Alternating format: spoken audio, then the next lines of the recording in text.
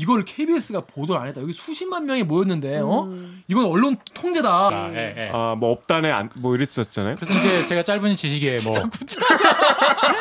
내가 괜히 깐 게 아니야. 이런 거. 그런 뜻이 아니고 정현우 기자도 귀찮았겠죠.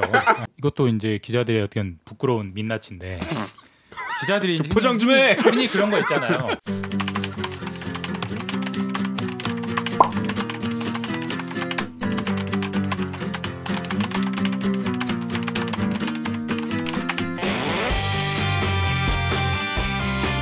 (4차) 언론혁명을 꿈꾸는 기자들이 모였다. 본격 KBS 소통방송 댓글 읽어주는 기자들.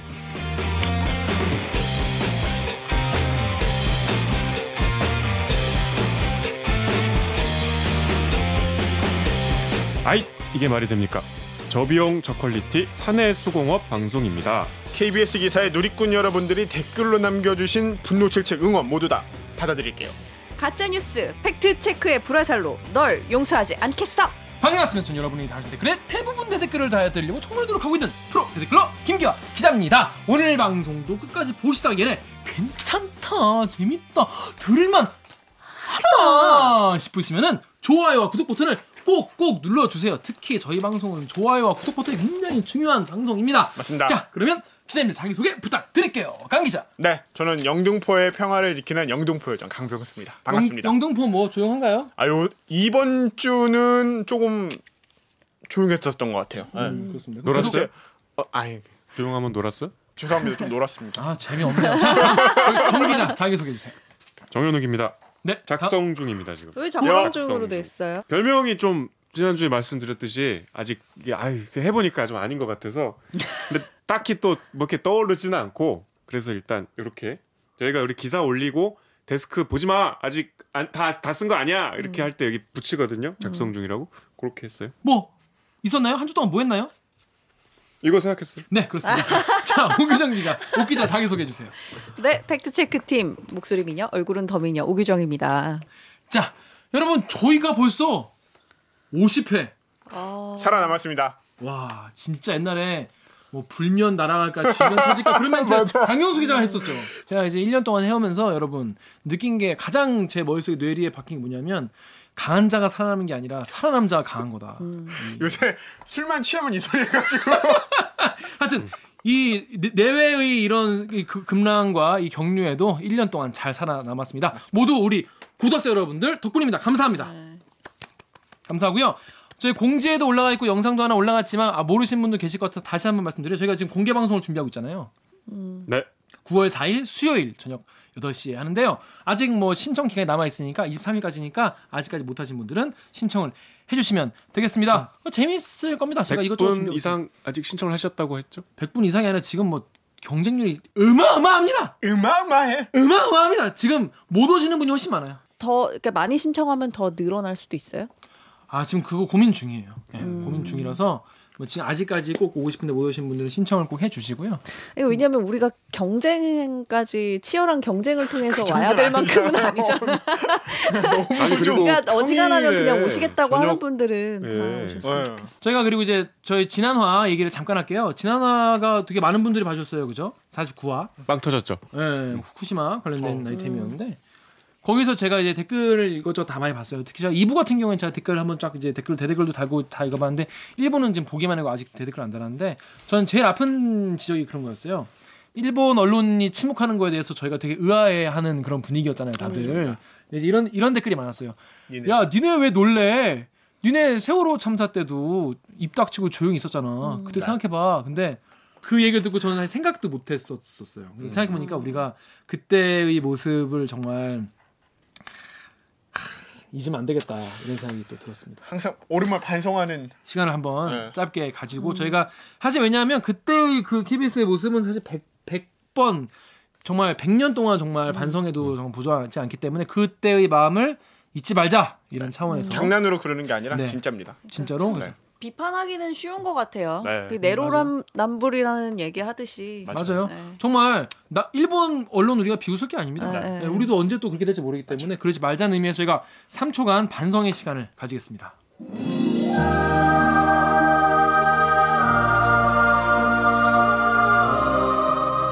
네, 저희가 그래서 또 그런 댓글도 많잖아요. 니네 어차피 뭐 정권 바뀌면 뭐 대들기 뭐 니네도 다 없어지고 뭐 없어지겠죠. 변하지 않게 없어지겠죠라니. 정권 바뀌면 없어집니다. 네. 그 적폐분들이 예를 들어서 다시 KBS를 다 이제 네. 장악을 하시고 그러면 아마 우리 프로는 그러니까 없애라고 정권이 할 거예요. 바뀐다기보다는 예전처럼 이제 언론을 장악하려는 시도가 또 있다면 그렇죠. 어떻게 그 될지 멘트가 모르죠. 적절하게. 깔끔한 네. 적절하게. 네. 그러니까 네. 예전처럼 언론을 이제 자기가 뭐 장악 마음대로 하고 싶어요. 마음대로 하고 근데 싶어하는 이제 뭐 그런 지금도 정부가 언론을 장악하고 있다고 생각하시는 분도 계시니까 그렇더라고요. 저희는 그렇게 생각하지 않지만 그렇죠. 아니, 그러니까 우리 대들기의 존재 자체가 그걸 방증하고 있잖아요. 저희 자유롭게 판단하고 얘기하고 있기 때문에 그렇진 않다고 생각하지만 혹시 또 그런 세상이 오면 뭐 그런 지금 우려하는 일들이 있을 수 있지만 그런 일이 없겠죠. 없겠죠. 네. 자, 가짜뉴스 인터넷 발 카더라 팩트를 체크를 해드립니다. 오기정 기자의 이 뉴스 몽미. 자, 시작하겠습니다. 여러분들 페이스북이나 이 SNS에 그런 사진 많이 봤을 거예요. 광화문이 막 우산으로 꽉 차 있는데 왜 뭐 지상파 뉴스 이거 보도 안 하냐 이런 글들이 많았어요. 그때가 8월 15일인데 서울 도심 광화문 앞에서 문재인 대통령 퇴진을 촉구하는 범국민 대회가 열렸다. 네. 그런데 이걸 KBS가 보도를 안 했다. 여기 수십만 명이 모였는데 이건 언론 통제다. 아까 네, 그래서 네, 그런 네, 말씀하시는 아까 정혁 기자 얘기한 것도 그런 차원에서 네, 네. 언론 통제다, 언론 장악이다, 막 군사 독재 시절보다 더하다, 막 이런 얘기가 막 댓글이 막 많더라고요. 그래가지고 그거를 저희 요 다음 댓글 요거 하면 관 기자 읽어주세요. 댓글 읽어주는 기자들 49화 유튜브 댓글 중에 이재열님께서 8.15 광복절에 문 대통령 몰아내자고 한 집회는 언론에서 나오질 않네요. 이런 분 같은 경우에는 이제 유튜브 가입할 때 성이랑 이름 쓰는 분 안에다가 성에다 이 쓰고 이름에 이재열 쓰셔가지고 이렇게 이재열 되는 분들이 많아요. 아, 지금 순간 이게 뭐지 이러고 보고 아니지. 있는데. 아버지 성이 이씨, 어머니 성이 이씨. 아, 이재열. 그럴 수도 있겠다. 아닌가? 혹시 이재열님 보고 계시면 둘 중에 어느 건지 한번 댓글을 좀 남겨주시면 감사하겠습니다. 그 다음 댓글도. 네이버의 조땡변님께서 KBS야 시청료 돌려주라. 8.15 때 100만 시민들이 모여서 문재인 퇴진을 외쳤는데 100만? 뉴스에 한 줄도 안 나오냐? 시청료 받아서 문정부를 위한 방송만 하냐? 적폐다 적폐. 군사 독재 때도 없었다. 100만이었어요? 제가 100만이 얼마나 처음에 이걸 알게 된 경위는 그 저희 회사의 한 선배가 저한테 이제 카톡으로 그 좌표를 찍어주시더라고요. 그러니까 우리 부모님이 이걸 보고 문재인 탄핵 집회가 열렸는데 8.15 때 광화문 한복판에서 그것도 이렇게 막 몇십만 명이 모여가지고 집회를 했는데 KBS가 왜 보도를 안 하냐. 네, 그런 얘기를 이제 하셔서 그런 좀 너무 이제 허무맹랑한 얘기인데 그걸 부모님이 믿는 게 너무 안타깝다. 이걸 팩트 체크를 좀 했으면 좋겠다라고 하면서 제보를 주신 이제 거예요. 막 민원도 가네요. 네, 근데 이 저희가 사실 취재는 했어요. 취재는 했는데 두 가지가 좀 걸리더라고. 이걸 같이 좀 얘기해봤으면 좋겠는데 우선 하나는 경찰이 집회 인원을 발표를 안 하죠. 공식 집계를 안 하잖아요. 2017년 그 1월 촛불 집회 이후에 안 하는데 그때 한번 논란이 된 이후에 발표도 안 하고 공식 집계도 사실은 잘 안 한대요. 네. 그래서 이 인원 집회 참여 인원이 틀렸다라고 혹은 맞았다라고 얘기하려면 그거를 직접 일일이 다 세거나 근데 일일이 세는 건 이미 과거니까 불가능하고 그러면 어떤 공신력 있는 기관을 통해서 이거를 추산을 해야 되는데 그것도 기댈 데가 없는 거예요. 레퍼런스가 없는 거예요. 그리고 또 하나는 이거는 좀 가치 판단의 문제가 섞여 있는 것 같아요. 이런 비난을 하는 아니면 뭐 이런 가짜 뉴스라고 하면 가짜 뉴스를 퍼뜨리는 쪽에서는 이거를 KBS가 왜 이렇게 엄정하고 중요한 이슈를 다루지 않냐. 그리고 특히나 이렇게 사람이 많이 모였는데 장악당했다. 네. 정부에 장악당했다. 네. KBS가. 근데 그 보도의 가치는 이게 집회 인원이 많냐 적냐에 따라서 하는 건 아니잖아요. 그쵸, 저희가 사실. 저희 사회부에서도 있었지만 사건팀에서 그 정말 어디 되게 외곽에 한 10명 모여서 하는 집회 이런 것도 기자가 생각했을 때 의미가 있으면은 발제해서 맞죠. 가는 거고. 사회에 던지는 목소리가 있다면. 네, 뭐 여의도 한복판에서 막 이렇게 뭐 어디 노조에서 뭐 이렇게 집회를 해도 우리가 안 할 때도 있잖아요. 그래서 이거는 가치 판단의 문제다 하는 생각이 좀 들었어요. 일단 어떤 쟁점이 있는지 하나하나 일단 네. 팩트체크 먼저 해볼게요. 제가 읽어볼게요. 일단 그때 광화문 일대를 문재인 탄핵 집회 참가자가 가득 채웠다. 자, 이거는 맞나요? 우선은 그 돌고 있는 사진을 옆에서 좀 띄워주셨으면 좋겠어요. 저기 있는 저 우산 들고. 사진. 네. 저 그 사진은 좀 사진을 보면 그림이 좋더라고. 그죠. 네, 진짜 어마어마하게 저도 깜짝 많이 놀랐는데 확인해 봤는데 사실이 아닙니다. 그럼 뭐죠? 왜냐하면 이때 당시에 광화문 북측과 남측이 그 광화문 북측본부 뭐야 이거? 광화문 북측과 분단됐어. 남측이 그 집회가 완전히 달랐어요. 그러니까 섞인 거예요? 네, 광화문 북쪽, 그러니까 광화문 쪽, 네, 광화문 바로 앞, 네, 광화문 바로 삼청동 앞. 쪽, 네. 그쪽은 사실 그때 아베 규탄 집회가 있었어요. 아베 규탄 집회. 네.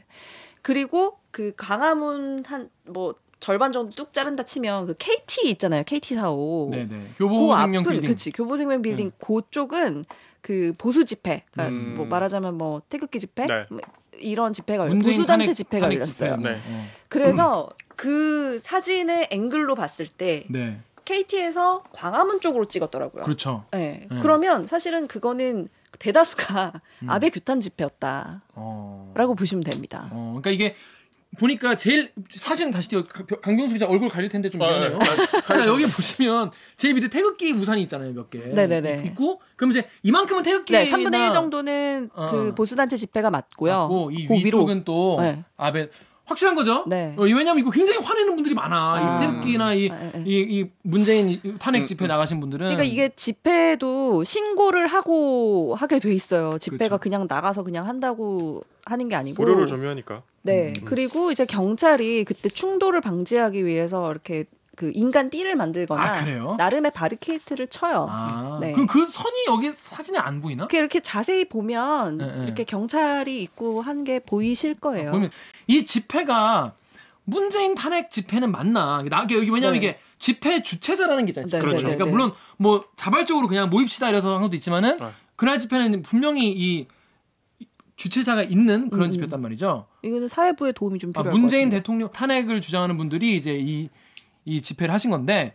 참가한 그 조직들이 있을 거 아니에요. 맞습니다. 그게 개인들이 그냥 모입시다 뭐 이게 335 나온 거 아니라 뭔가 막 무대도 있고 막 이것저것 그렇죠. 있단 말이죠. 그러니까 어떤 단체가 주최한 건데 어떤 단체였는지 강병수 기자가 취재했다면서요? 이게 경찰 정보관 이제 누군지는 집회를- 말할 수 없고. 네, 말해서 정보관 집회를 관리하는 정보관하고 직접 통화해가지고 확인한 건데 네네. 대표적인 단체들이 있어요. 네. 석방운동본부, 누구 뭐 석방운동본부? 박근혜 전 대통령 석방운동본부가 돼요. 박근혜 전 대통령을 석방시키기 위한 운동을 하시는 그렇죠. 분이군요. 네. 석방운동본부, 뭐 자유대연합, 일파만파, 네. 구명총, 구명 네, 운동하는 가면은 이제 집회 기본적 이 단체가 기본적으로는 다 보수 단체라고 하시더라. 보수 단체 성격을 갖고 있는 거고 네. 공통적으로 내는 목소리가 있대요. 그게 다 아까 말한 것처럼 박근혜 전 대통령의 즉각 석방. 예를 들면 석방 운동본부 같은 경우는 이 아직 재판도 다 안 끝났는데 석방. 그렇죠. 우리 공화당의 이 조원진 의원이 이제 주로 대표가 돼가지고 네. 이 집회를 이끌어 나가는 단체인데 네. 여기 같은 경우는 이제 박근혜 전 대통령의 즉각 석방 및 탄핵 무효 그리고 이런 거를 계속 외치다가 네. 할 말이 막 3-4시간씩 쭉 해야 되는데 이것만 계속 주구장창 외칠 수가 없잖아요. 아이템이 없죠. 네. 하다 이제 텐션이 좀 떨어져. 떨어져요. 그러면 그때 한 번씩 문재인 대통령 탄핵하라 하면 이게 텐션이 다시 올라오는 거야. 쫙 갑자기 에너지 텐션용으로. 쫙 올라오는 거지. 이게 뭐 공동 대표가 그 소속구 변호사라고. 그렇죠. 뭐 태극기 두르시고 다 제가 아시죠 누구인지. 그날은 반문 집회, 그러니까 토탈 반문 집회였다 이런 주장이 있어요. 그러니까 나는 태극기가 아닌데도 나왔다. 문재인을 반대해서 나왔다. 그런 분들도 있을 수 있죠. 있긴 그럼요. 있더라고요. 그래서 되게 네. 다양한 분들이 많이 모였는데 일단 주최한 분들은 이 분들이다. 네. 그런데 이런 주장이 있어요. 당일 운집한 보유단체, 그러니까 시위 나온 사람이 30만 명이다. 이런 얘기가 있는데 일단 숫자 관련돼서는 30만 명이란 말이 맞는 건가요? 예를 들어서 30만 명이 모였는데 KBS가 보도를 안 했다. 그러면은 좀 저도 이상할 것 같은데 어때요? 네. 그러니까 이게 엄밀히 얘기하면 주최 측이 추산하는 방식과 네. 경찰이 추산하는 방식은 달라요. 늘 다르죠. 네, 완전히 숫자 차이가 다른데 나죠. 숫자 차이가 굉장히 크게 나는데 사실 제가 경찰에 물어봤어요. 공식 집계는 아니지만 그래도 안전상의 이유로 보통 몇 명 정도 운집했는지는 대충 공유하지 않냐. 그게 한 어느 정도 되냐라고 했더니 그날 3만 명 신고를 했는데 신고를 3만 명을 네, 했죠. 그러니까 제가 말씀드리는 거는 전체 보수 집회를 다 얘기하는 거예요. 네네네. 그러니까 아까 말씀하셨던 구명총, 일파만파, 자유 총연합 그러니까 모든 보수 그날 있었던 그날 그 시내 인근에서 있었던 모든 보수단체의 집회 신고 인원이 3만 명 정도였던 거예요. 3만 명 정도인데 경찰이 파악하기로는 그날 당시에 비도 되게 많이 왔고 해서 한 2만 명에서 2만 5천 명 운집했다고 보는 게 합리적이다라는 거예요. 근데 이 집회 주최 측에서는 연인원으로 계산을 한단 말이에요. 왔다 간 사람들까지 네, 왔다 간 사람 뭐 이런 사람들까지 다 합쳐서 30만 명이다라고 얘기를 하는 거기 때문에 이게 어떤 식으로 추산하는 게 맞는지에 대해서는 보시는 분들이 판단을 좀 해주셔야 될 것 같고 일단 기본적으로 제가 이거는 왜 부끄러워요 갑자기? 에? 아니 이걸 공유해도 되나 싶어가지고 뭔데? 왜냐하면 이제 저희 이 먹고 사는 건데 영업 비밀. 영업 비밀인데 그 맵 체킹이라는 프로그램이 있어요. 외국에서 만든 건데 외국에도 이런 논란이 계속 되니까 이거를 그렇죠. 이제 맵 체킹이라고 해서 사람들이 모인 지역을 이렇게 딱 잡아가지고 1제곱미터당 몇 명이 들어갔는지를 설정을 하면 그 공간 안에 들어와 있는 사람이 보통 몇 명일 거라는 거를 이제 추정해주는 그게 있어요. 그래서 굉장히 좀 넓게 잡아서 완전히 KT부터 KT 그 광화문 남측부터 꽉 채웠다고 가정 그 경찰이 통제하는 부분은 있을 거 아니에요. 고기를 찍어가지고 계산을 했더니 한 7만 5천 명? 엄청 많네. 굉장히 많이 왔다고 가정하더라도 7만 5천 명 정도가 되더라고요. 꽉 채웠다고 가정하더라도. 네. 30만 명은 진짜 30만 말이- 명이 좀 터무니없는 그리고 수상 아닌가 하는 생각. 이쯤 되면 이제 보시는 분들은 적어가지고 진지하게 기자들이 얘기하는 것 자체가 방비다 이렇게 생각하고 계시죠? 저도 그렇게 생각합니다. 근데 이런 게 엄청 퍼지고 있어요 지금도. 자 그런데 그래서, 예를 들어서 근데 2만 명이라고 해도 의미 있는 집회이고 그러면 당연히 보도를 해야 되지 않습니까? 근데 왜 보도를 안 했냐 이런 얘기도 있어요. 그러니까 언론이 어떨 때 이거 보도했어야 되냐 말았어야 되냐 이거 기준에 대해서는 어떻게 생각해요?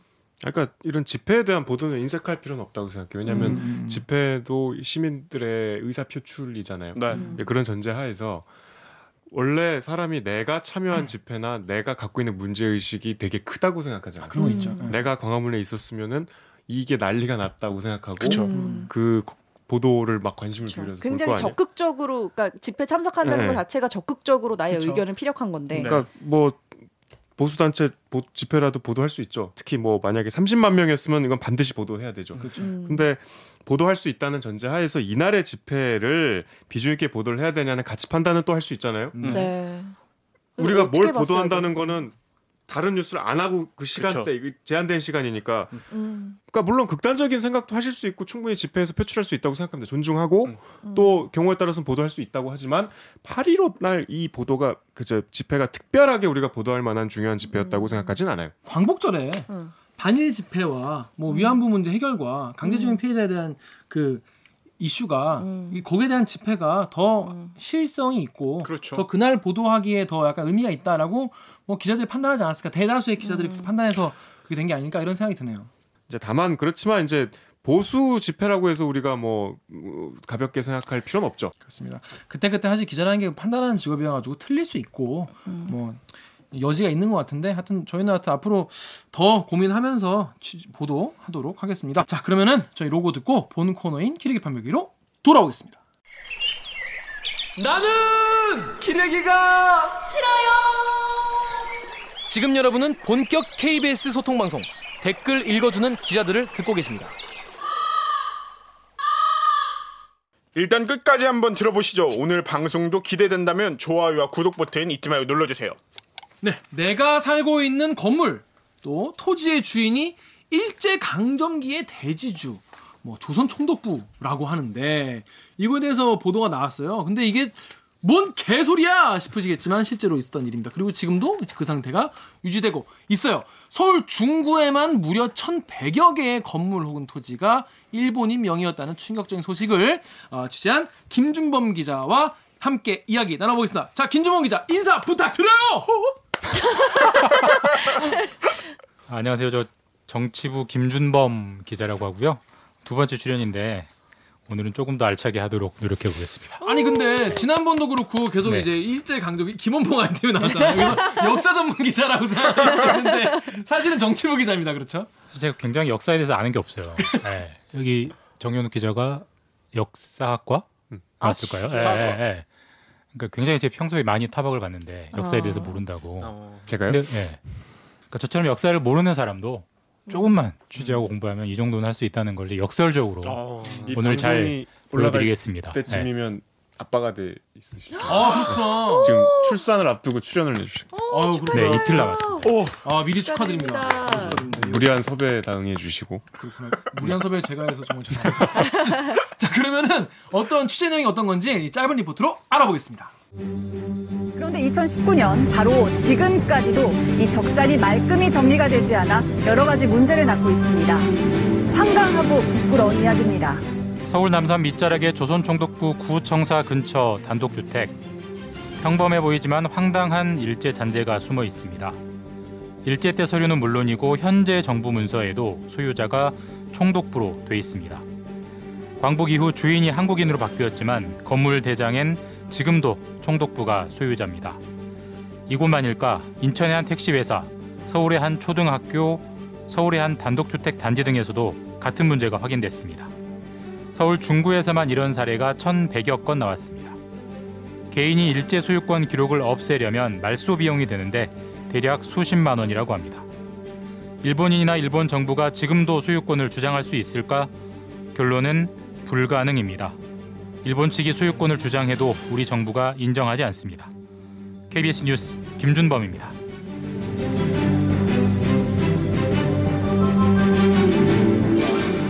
네, 자세한 얘기는 댓글을 통해서 얘기를 해볼게요. 이 기사에 댓글이 엄청 많이 달렸어요. 개인적으로 최대 댓글이 아닌가. 어. 네, 제가 숫자는 몇 개, 보거든요. 숫자는 몇 개 네. 달렸어요? 한 4,000개 정도. 네. 특히 이제 뭐 본 리포트도 본 리포트지만 그 이후에 취재 후를 거기 쓰신 그거에 많이 네, 달렸죠. 많이 달렸죠. 그래서 다음에 더킹이라는 분께서 주말 아침에 첫 욕을 하게 만드네. 보시면서 이랬던 거죠. 너무 화가 나셔서 주말 아침부터. 그게 토요일 날 올라간 그 예, 디지털 기사였거든요. 기사군요. 예. 그래서 어떤 댓글 달렸는지 일단 볼게요. 일단 첫 번째 네이버 댓글 제가 읽어보겠습니다. SLV 땡땡땡님이 현 소유주가 총독부여서 뭐 우리 삶에 문제가 생기냐? 생기냐? 하여튼 어떻게 반일 파리 해보려고 하여튼 또 BMW 땡땡땡님이 왜 이제 와서 이런 기사를 반일 감정 장작 넣으려는 거 아닌가? 타이밍 참라고 하셨어요. 이 네이버에 달린 댓글인데 어제 부정적인 댓글만 일단 먼저 소개를 그렇습니다. 해주시네요. 이게 뭐 국민들 지금 뭐 갈라치기 하려고 이런 기사 쓰는 거 아니냐? 반일 감정 조장해가지고 말이죠. 이런 거 아니냐? 기사를 팔기 위해서. 그렇습니다. 이런 네이버에 엄중한 꾸짖음이 있었습니다. 거기에 좀 편성한 면도 있죠. 좋았어. 네, 뭐 기사도 뭐 상품이니까 팔려야 되니까 그렇죠. 트렌드를 보고 요즘 이게 좀 팔리겠다 싶은 걸 하는 게 이제 뭐 영업 전략이죠. 네. 그걸 이제 그건 그걸- 부인하지 않고요. 다만 근데 그렇다고 해서 일부러 반일 감정을 없는 사실로 불러일으킬 수는 없잖아요. 그렇죠. 이제 사실 솔직히 고백하면 약간 좀 운이 좋은 거죠. 그러니까 우리가 광복절이 되면 의뢰 광복점 아이템을 찾아야 될 것 같은 이런 압박이 있어요. 네. 뭐 캘린더 누가 아이템. 시키지 않아도. 시즌별 아이템이 굉장히 고민되는 게 네. 해마다 돌아오는 거죠. 맞아요. 사실 뭔가를 새로운 걸 찾기는 찾아야겠고 네. 근데 뭐 찾아지나요 쉽게. 자, 그래서 이제 고민을 하다가 5월에 감사원에서 네. 감사 자료를 하나 발표를 했어요. 이제 이거를 법률적인 용어로는 귀속 재산이라고 합니다. 그러니까 일본인 명의 토지. 응당 우리가 이제 국고로 귀속해야 하는 토지잖아요. 그래서 귀속 재산을 지금 정부가 조금씩 국고로 여전히 환수하고 있는데 너무 속도가 안 난다. 열심히 좀 해라라고 주무기관인 조달청에 대한 지적질을 하는 그런 이제 그 감사 결과가 나왔는데 그 감사 결과는 아주 디테일한 아주 그 실무를 아는 사람들에 대해서만 디테일한 것들을 지적을 하고 있었어요. 근데 그러니까 기사가 별로 안 됐습니다. 그게. 사실 뭐 일반 짤막한 신문 기사, 통신 기사로도 안 나왔고 저도 이제 제가 감사원도 같이 출입하고 있기 때문에 쭉 보다가 뭐 이러네 이제 이해는 했는데 근데 도대체 귀속 재산 업무라는 게 뭔가 그 네. 궁금증부터 출발을. 사실 저는 아까 말했지만 여갈못이기 때문에 네. 이런 게 있다는 걸 솔직히 진짜 몰랐어요. 친일파 재산 환수는 사실 많이 들어봤잖아요. 그쵸. 최근에도 뭐 이완용 후손의 땅을 4제곱미터 정부가 환수하는데 그 자체 딱 한 평. 그런 뉴스도 있었거든요. 네, 맞아요. 친일파 재산 환수가 어렵다. 이런 얘기는 솔직히 좀 들어봤지만 네. 일본인 명의 토지를 아직 환수를 못했어? 그러니까요. 이게 뭐지? 근데 이거를 딱 이제 캐치를 했죠. 근데 바로 취재를 하면 안 되고 8일을 위해서 아껴둔 거죠. 팔릴 때를 위해. 예, 맞습니다. 이제 솔직히 고백합니다. 아니 그러니까 이게 우리가 편하게 얘기하면 이제 뭐 영업 전략 이렇게 얘기하지만 이걸 이제 우리가 전문 용어로 이제 시의성이 있다 이렇게 야. 좋다. 이런 제가 잘한다. 궁금한 거는 네. 사실 궁금했는데 오늘 나오신다길래 안 물어보고 있었는데 취재하기 전에 이제 뭐 좀 상의를 했었는데 그때는 총독부 얘기가 전혀 없었잖아요. 그렇죠. 잠깐 그 전에 이미 교감이 있었나요 정연욱 기자와? 이제 또 고백의 시간인데 오늘 고백이 재밌는 시간. 이게 이제 막상 취재를 하려니까 8.15는 여름이잖아요. 8월. 더워. 네. 뭐야 덥지 당연히. 덥죠. 현장에 이거는 가기 싫어. 분명히 현장을 가야 돼. 가서 근데 막 딱 봐도 이거는 한 번 가서 될 게 아닌 것 같아요. 여기저기 가야 돼. 사이즈가 큰 아, 현장 귀찮다. 취재. 근데 또 이제 정현욱 기자가 제가 또 굉장히 존경하는 후배이고 네. 모두가 존경합니다. 네, 네. 좋은 아이템을 하나 줘야겠다라고 이제 후배를 존경하는 마음으로 또. 6월쯤? 네. 정현욱 기자가 지금 좀 시간을 갖고 취재하는 팀에 있거든요. 그래서 6월쯤에 주면 잘 취재해서 8.15 때 뭐 하나 나오겠다라고 제안을 했어요. 근데 까였어요. 아이템을 그게 토스했는데 기사가 황금은 알아보질 못해. 존경하는 후배가. 네, 네. 아니 그때는 이런 조선 총독부 이런 게 없었어. 그때는 없었죠 당연히. 아까 얘기한 예. 그 감사원 자료만 있을 때예요. 맞아요. 그러니까 감사원 자료 되게 재미없는 이 자료만 있었을 텐데 그래서 이제 자존심이 좀 상했죠. 어떻게든 살려봐야겠다. 야 역시. 아니 제가 그때 이렇게 얘기했어요. 까다니. 만약에 친일파의 재산이나 일제의 재산에 우리가 취재하는 거라면 몰라도 그럼 본인이 하면 일제 되잖아요. 재산이잖아. 그럼 본인이 하면 되잖아. 이게 그 자료는 제가 이야기로는 그게 그리고 설마 이 명의로 설마 일본 뭐 명의로 사람 이름이나 있겠나? 조선 총독부가 설마 있겠어. 상상을 잘 못했죠. 아니했네. 그렇죠. 네. 망한 거죠. 그러니까 1000만 관객이 드는 시나리오를 까버린 거죠. 아니, 뭐 그건 너무 과찬이고 하여튼 그렇게 해서 이제 하게 됐는데 이건 이제 기자들끼리 쓰는 용어죠. 기사가 뜨려면 네. 뭐 시의성도 중요하지만 결국 섹시한 사례가 있어야 됩니다. 그렇죠. 사례가 네, 확실해야 돼. 사례가. 네, 네. 근데 예를 들어서 물고 들어간다고. 예, 하죠. 이번에 네. 제가 좀 전에 읽은 리포트에서도 제가 조선 총독부 명의라는 걸 사례로 들었지만 만에 하나 네. 그 사례가 뭐 예를 들어서 나카무라 긴조라는 사람이 나왔습니다. 관심이 가겠어요. 아, 나카무라 그 사람 누군데? 몰라. 그러니까 어떻게 하면은 사람들이 알 걸 찾을까? 그러니까 그때 저한테 얘기할 때도 조선 총독부가 있으면 참 좋겠는데 안타깝게 없네 이랬잖아. 그것도 이제 취재를 안 했으니까 아니, 뭐 조금 알아보시고. 알아봤으니까. 예, 예. 뭐 업단에 뭐 이랬었잖아요. 그래서 이제 제가 짧은 지식에 뭐 내가 괜히 깐 게 아니야. 막 이런 거. 그런 뜻이 아니고 정현욱 기자도 귀찮았겠죠. 네, 알아보기가. 뭐. 그렇습니다. 그래서 존경하는 이제 후배가. 짧은 생각에 누구 이름이 나와야 이게 뜰까? 아. 이토 히로부미 이런 생각 죽었잖아요. 아니, 말이 안 그렇죠. 되는 거 같고 총독들 이름이 있을까? 어. 근데 사실 난 총독 이름을 모르거든요. 그렇죠. 잘 그렇다고 그러면 조금 기억나는 게 제일 센 놈은 결국 총독부고 그다음 좀 유명한 게 뭐 동양척식 주식회사 그렇죠. 이런 사람들 이름이 이런 기관들 이름이 나오면 사람들이 관심을 찾지 않을까 하고 이제 그런 가설을 세우고 네네네. 여기저기 이제 좀 밑밥을 뿌렸죠. 네, 취재를 도와주시는 분들한테. 그러다 하나 걸린 거예요. 네, 그러니까 이제 운이죠, 운. 약간의. 그러니까 어떻게 찾았어요? 조선 총독부를. 그러니까 이제 사실 이제 이것도 이제 기자들의 어떤 부끄러운 민낯인데 기자들이 포장 좀 해. 흔히 그런 거 있잖아요. 포장 좀 해. KBS가 뭐 3개월 동안 뭐 분석을 했더니 뭐 추적한 어떻다. 결과.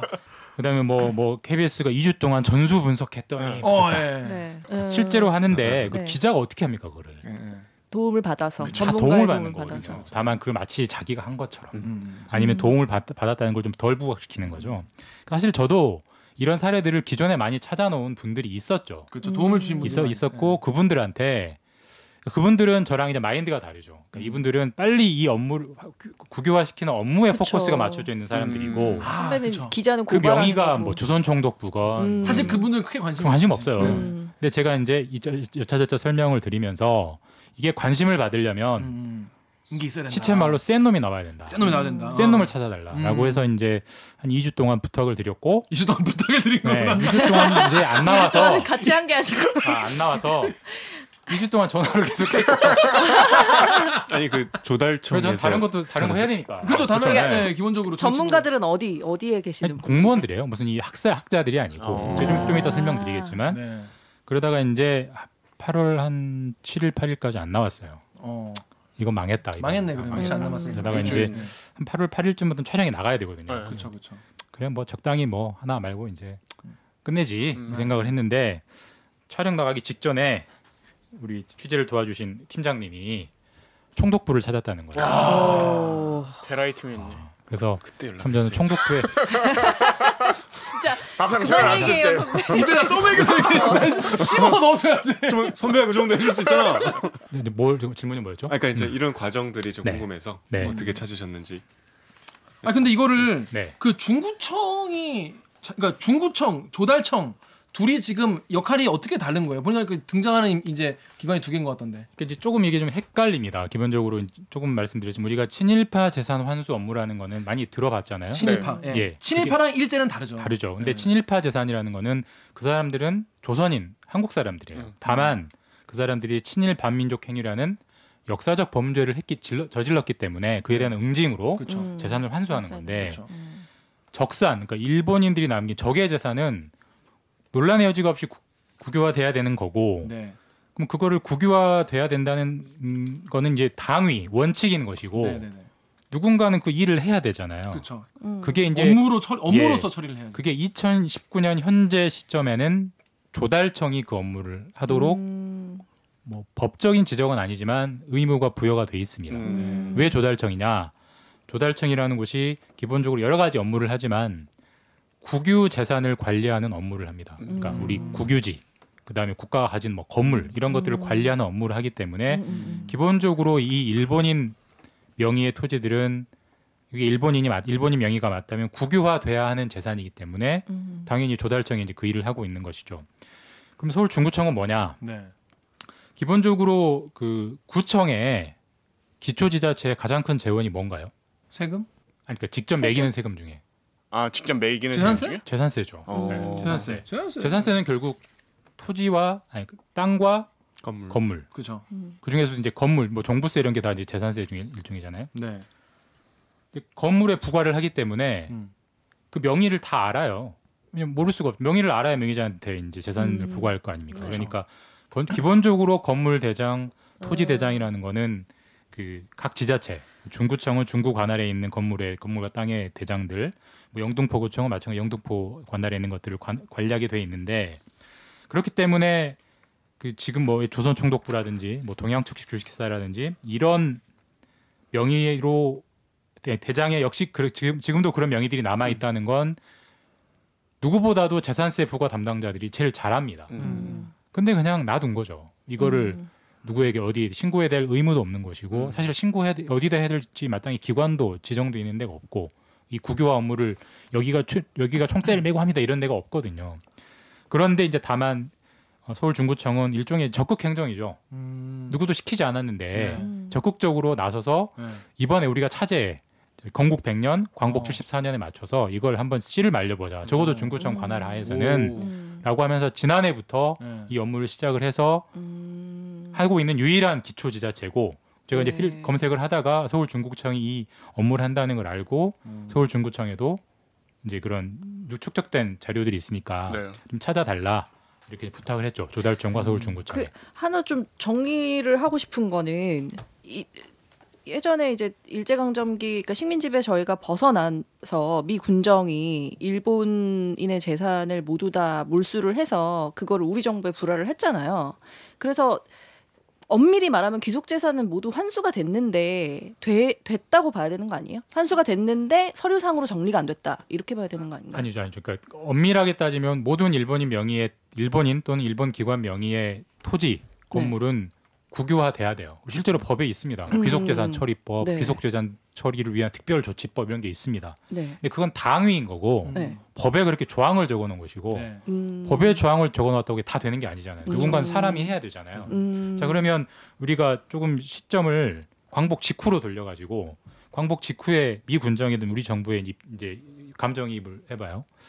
일본인들이 연구에 따르면은 일제 강점기 최대 80만 명이 살았대요. 이 한반도에 네. 뭐 기관을 빼고 일본인 사람이 그럼 80만 명이 얼마나 많은 땅과 건물을 갖고 있어요. 그래서 대부분 그 사람들은 일제 강점기의 지배층 아닙니까? 지주 네. 많은 소작농을 두고 그러니까 엄청난 필지들을 가지고 있었을 텐데 환수를 하려면 네. 누가 무슨 땅을 가진지를 알아야 되잖아요. 네. 그렇죠? 그때 당시 정부 알 수 있었을까요? 그 행정력으로? 일본인 총독부가 떠나면서 네. 우리 일본인들 요만큼 살았고요. 음. 우리 땅 요만큼 갖고 있고요. 건물은 여기 있어요. 다 주고 갔을까요? 그랬을 리가 없잖아요. 네. 그러니까 예를 들어서 총독부 건물, 뭐 동양척식회사 본사 건물 이거는 저게 누가 봐도 일본인 그렇죠. 소유의 일본 정부 소유의 건물이었다는 걸 다 알아요. 당연히 환수합니다. 그런데 양평군 무슨 면에 있는 몇 다시 몇 번지 필지, 어떤 농가 주택 이걸 일본인이 가지고 있었고 혹은 그게 일본 기관이 가지고 있었다는 거를 당시 행정력으로 서울에 있는 중앙정부가 알 수 있었을까? 부산 모르는 거죠. 모르기 때문에 환수를 못하는 거예요. 기본적으로는 당시 우리 정부의 무능력이 깔려 있는 거예요. 네. 좀 어떻게 보면 어쩔 수 좀 없는 안타까운 거죠. 현실이죠. 네. 네. 어느 정도의 일본인들이 남기고 간 토지와 땅이 있고 네. 그래서 48년 현재, 49년 현재 우리가 얼마씩을 1%, 2%씩 얼마씩을 환수하고 있는지에 대한 통계 자체가 없었어요. 그러니까 눈에 띄는 것들만, 급한 것들만, 서울 한가운데 있는 것들만, 좋은 돈이 될 것 같은 것들만, 큰 건물만 일단은 가져온 거죠. 나머지는 방치됐던 거. 그게 기본의 이 문제의 출발입니다.